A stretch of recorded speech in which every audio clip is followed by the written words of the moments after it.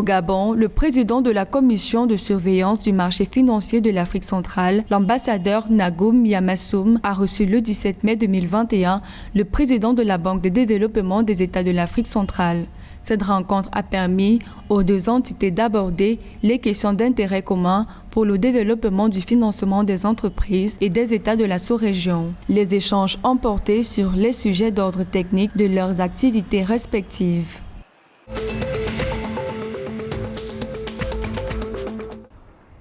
Au Cameroun, la Caisse autonome d'amortissement va engager la répression contre les entreprises réfractaires à la dématérialisation des valeurs mobilières dès juin 2021. D'après la direction de la Caisse autonome d'amortissement, l'une des premières mesures déjà prises a été de conditionner la délivrance de l'attestation de dématérialisation annuelle à annexer à la déclaration statistique fiscale. Par ailleurs, la Caisse autonome d'amortissement précise que depuis l'exercice 2021, l'ensemble des sociétés régulièrement immatriculées au Cameroun est de 530.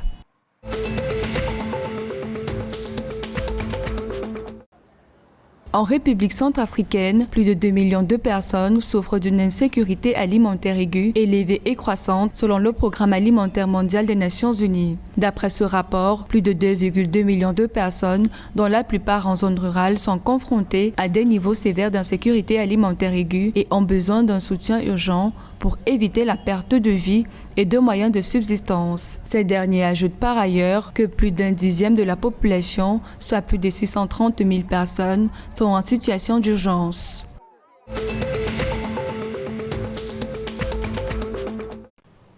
En République démocratique du Congo, la société civile du Sud Kivu propose la démission du président de la République 3 mois avant les élections s'il est candidat à sa propre succession. La société civile l'a fait savoir lors d'un point de presse tenu le jeudi 20 mai 2021 à Bukavu à travers une note de plaidoyer adressée au président du bureau de l'Assemblée nationale. Cette proposition, selon la société civile, vise à corriger les multiples abus constatés dans la réalisation des cycles électoraux précédents et de rétablir de l'équité et la justice dans le jeu démocratique dans le pays.